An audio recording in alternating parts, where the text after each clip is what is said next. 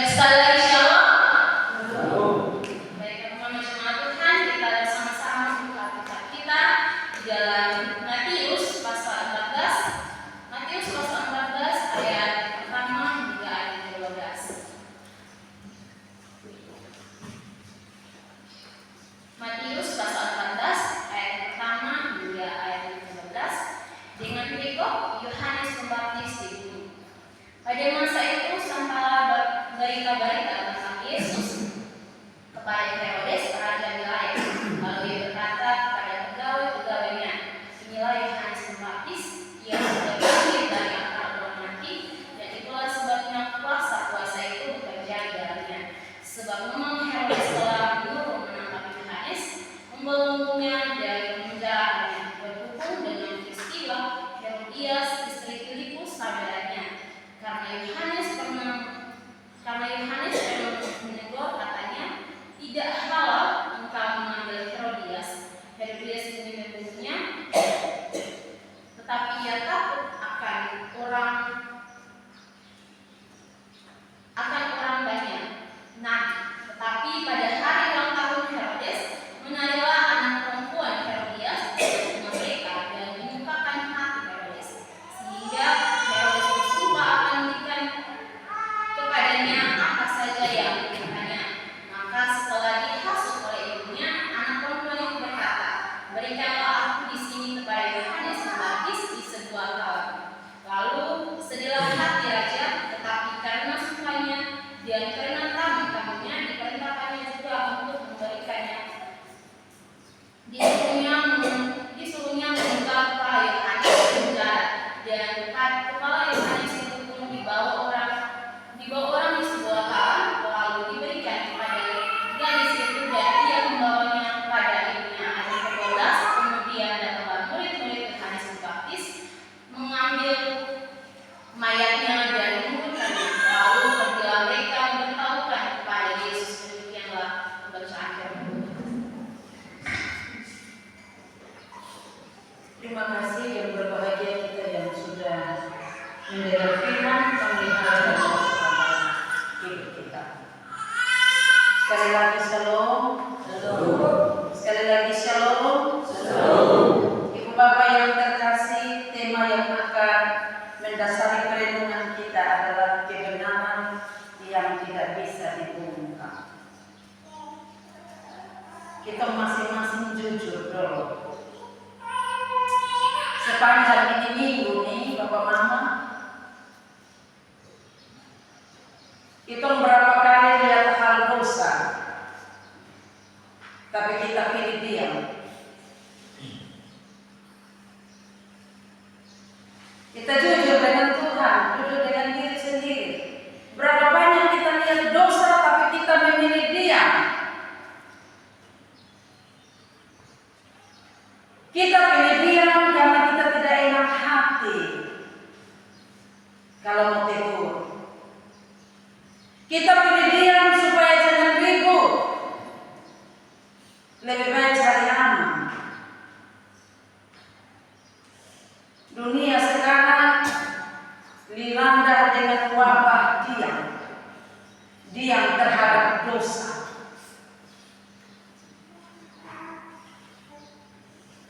Orang yang hidup bersama-sama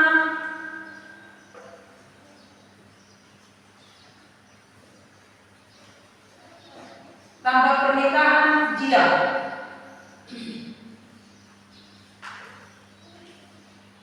Di dalam pekerjaan ada kesalahan, ada korupsi, diam karena takut di-PHK.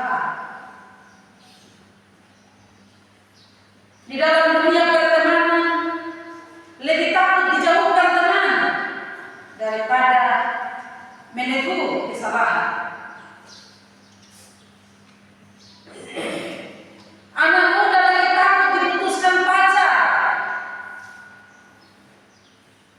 daripada ingatkan pacar untuk hal yang benar.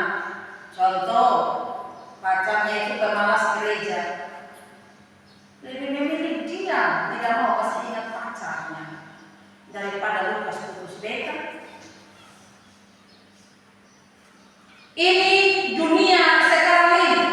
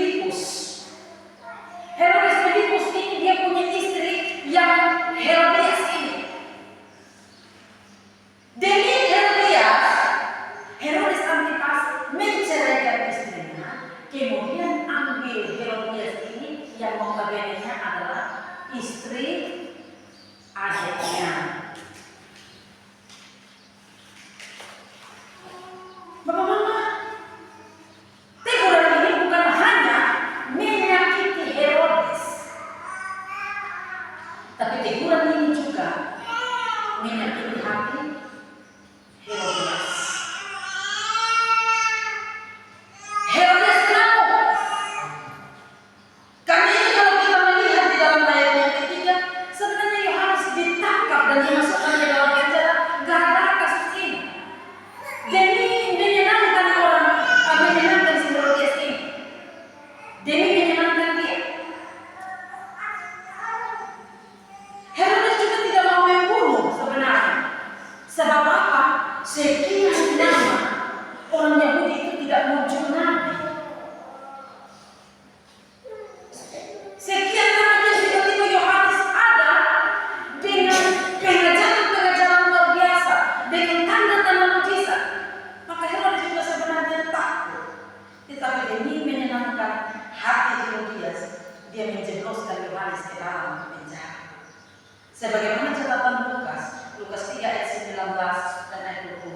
Akan tetapi setelah yang menentukan wilayah Herodes karena peristiwa Herodias istri saudaranya dan karena segala kejahatan lain yang dilakukannya, raja itu menambah kejahatannya dengan memasukkan Yohanes ke dalam penjara. Jadi ini sejalan dengan catatan Yosefus. Bapak-bapak, saudara-saudara, sekali lagi saya katakan bahwa sekalipun Herodes Antipas ini dia penjarakan Yohanes, tapi sebenarnya dia takut kepada orang Yahudi. Karena bagaimanapun masyarakat Yahudi menganggap Yohanes ini orang benar. Dia adalah nabi. Yohanes mempunyai pengikut yang banyak. Dan Herodes Antipas dia takut jangan-jangan masa akan bergerak dan mengguncang kehidupannya. Ingat Herodes Antipas ini orang yang terlalu cinta atau gila dengan kehidupan. Kalau kita lihat cerita dalam kelahiran Yesus, waktu itu Bapak Mama, dia sangat terganggu ketika orang Majus datang bilang mau cari raja yang baru lahir. Oh, dia tersiksa sekali. Nah sebenarnya dalam kasus Yohanes ini juga seperti itu. Dia menjebloskan saja dengan tidak mengharapkan Yohanes itu. Tapi kesempatan datang tepat waktu. Dendam dari Herodias itu dapat disalurkan pada waktu yang tepat. Herodes bikin pesta, Herodes Antipas bikin pesta. Putri Herodias menurut catatan Yosefus, namanya adalah Salome. Dia menari dengan tarian terbaik. Dan dalam firman Tuhan tadi kita baca bahwa tarian itu memikat hati Herodes Antipas. Sehingga kemudian Herodes membuat janji dengan sumpah bahwa apapun yang kamu minta pasti dipenuhi. Dan sesuai hasutan sang mama kepala Yohanes yang diminta. Nah Bapak-Bapak, saudara-saudara terkasih, mari kita melihat ini. Mengapa sampai kepala Yohanes dipotong? Itu bermula dari teguran yang keras. Itu bermula dari suara kebenaran dikumandangkan. Dan yang pastinya kebenaran ketika diteriakkan, kebenaran ketika disampaikan, risiko besar selalu menang. Karena itu Ibu Bapak Saudara terkasih di dalam Tuhan kita Yesus Kristus, pagi ini kita akan belajar 3 alasan mengapa kebenaran itu tidak bisa dibongkar. Yang pertama yang harus kita tahu bahwa kebenaran tidak bisa dibongkar karena kebenaran itu bersumber atau berasal dari Tuhan sendiri. Sesuatu yang bersumber dari Tuhan itu tidak bisa dibatasi oleh manusia. Dia adalah Allah yang benar. Yeremia 10 ayat 10. Tetapi Tuhan adalah Allah yang benar. Bapak-bapak, saudara-saudara,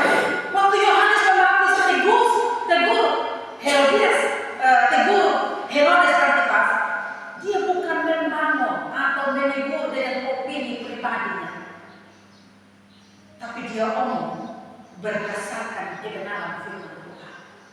Imamat 18 ayat 16. Janganlah kau singkapkan aurat istri saudaramu laki-laki, karena itu hak saudaramu laki-laki. Imamat 20 ayat 21. Bila seorang laki-laki mengambil istri saudaranya, itu suatu kecemaran, karena ia melanggar hak saudaranya laki-laki dan mereka akan tidak beranak.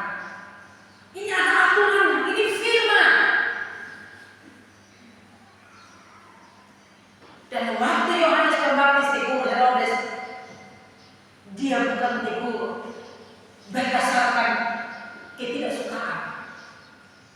Ada ya, kalau potong tegur orang karena potong suka dia, potong mau tegur dia. Tapi ini bukan. Ini berdasarkan firman Tuhan. Ini firman Tuhan, Bapak Mama. Bapak Mama, kita jujur ya. Kita ini lebih suka tidak boleh ditegur. Apalagi teguran itu keras. Tapi percayalah kalau itu dosa,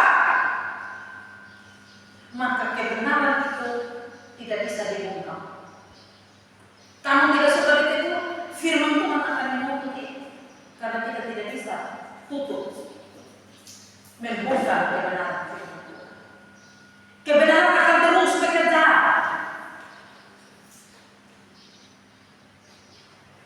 Bapak Mama, saudara-saudara yang terkasih dalam Yesus Kristus, mari kita renungkan ini. Herodes, tadi saya sudah katakan bahwa hatinya itu sebenarnya dia tidak mau untuk Yohanes dibunuh. Ayat yang ke-9 dikatakan, sedihlah hati raja.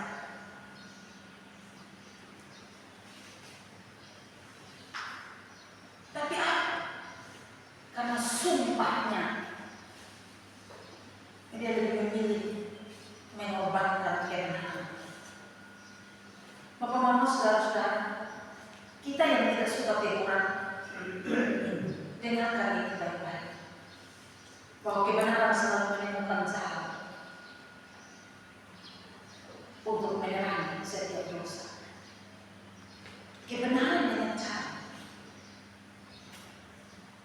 Kalau kita ada di luar sana atau di sini, yang ini terang, kita tutup mata seperti ini. Yang membuat gelap ini bukan karena matahari berhenti bersinar, tapi tanah yang menutup mata kita. Seperti itulah kebenaran. Kebenaran punya jalan sendiri untuk menerangi gelap. Bapak Mama, saudara-saudara yang terkasih dalam Yesus Kristus, kalau kita adalah tipe orang yang tidak suka ditegur dengan firman Tuhan, maka hati kita akan dikuasai dengan kegelapan.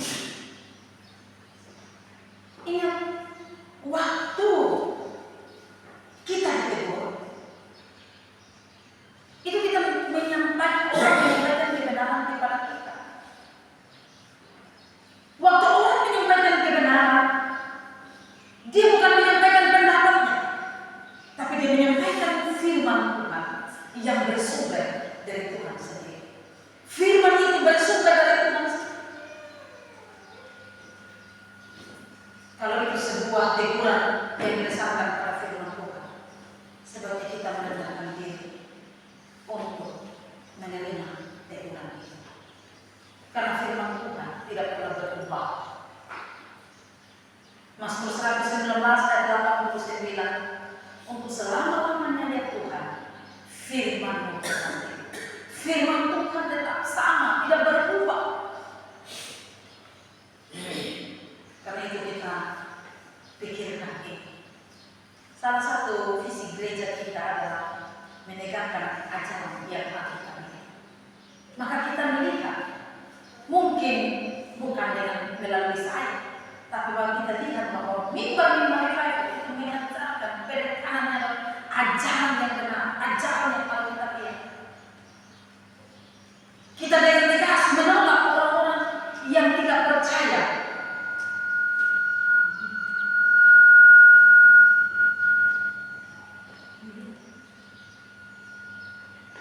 Kepada Yesus Yesus Kristus sebagai Tuhan dan Juru Selamat. Kepada orang yang hanya percaya Yesus itu sebagai Tuhan, bukan Tuhan, maka lihatlah banyak gereja yang bongkar, tapi gereja kita tetap berdiri dengan ajaran ini. Dibenci, ya, tetapi tetap berdiri dengan ajaran ini. Kemarin dalam acara KKR, Pak Eben Blaino, ya, Pak Pendeta Eben bercerita bagaimana anaknya dia kasih keluar dari sekolah yang kalau di waktu itu sekolahnya cukup terkenal. Karena dalam acara sekolah mewajibkan murid itu membawa orang tua untuk ikut seminar. Dan ternyata dalam acara seminar itu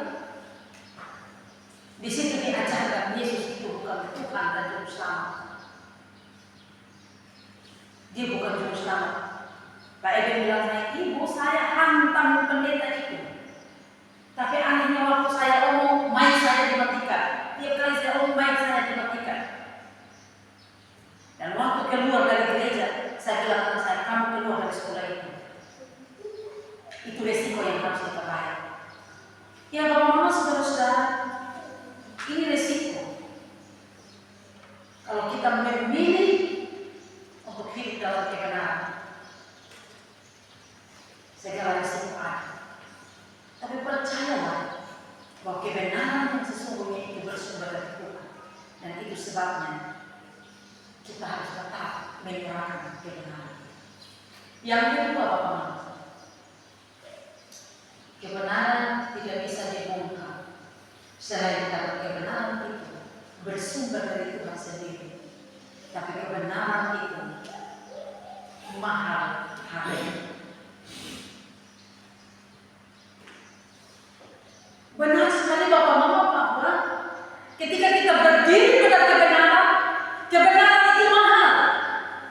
Kita bisa melihat Yohanes Pembaptis membayar harga kebenaran itu dengan kepala yang dipecah. Kalau kita melihat lagi, Stefanus membayar harga kebenaran itu dengan rancangan batu. Siapa lagi? Simon Petrus membayar kebenaran itu dengan salib terbalik. Rasul Paulus juga sama, membayar harga kebenaran itu dengan sahih. Bapak Mama, saudara-saudara terkasih, itu sebabnya Pak Pendeta Israel mengatakan begini, apapun yang terjadi, kebenaran tetaplah kebenaran sekalipun gunung runtuh. Kebenaran tetaplah kebenaran. Ibu Bapak saudara terkasih, ini selalu membisikkan kepada kita untuk tenang, diam, tak usah terlalu peduli. Itu orang bermasalah. Kita kategori itu sebentar orang mana? Kita takut bayar harga demi sebuah kebenaran. Kita takut bayar harga. Kalau berbicara tentang kebenaran, kita mengalami kebenaran. Tapi percayalah, untuk orang yang diam terhadap dosa, sesungguhnya dia juga membayar harga. Harga yang didapatkan adalah hati nurani yang menjadi tumpul dan dosa berkuasa atas dirinya. Itu harga yang harus dia bayar. Tapi bagi seorang anak Tuhan, dia tidak akan tinggal diam jikalau kebenaran dibalikan. Sekalipun kebenaran itu harus dia bayar dengan harga yang mahal. Bapak Mama saudara yang terkasih, emas bukan disebut emas ketika dia berada dalam toko perhiasan. Tapi emas disebut emas ketika melewati dapur kelebihan. Dia diuji di sana, dia dipercantik di sana, dan kemudian kita menemukan emas yang cantik di toko-toko. Tapi bukan karena dia menjadi emas ketika dia di toko emas, tidak. Dia dibuang, dia dibakar, dia ditembak, dia ditutup, baru kemudian mendapatkan perhiasan yang cantik. Pengurus saudara terkasih, demikian juga dengan kita. Mungkin bukan kepala yang Tuhan minta supaya kita taruhkan demi sebuah kebenaran, tapi mungkin relasimu demi sebuah kebenaran.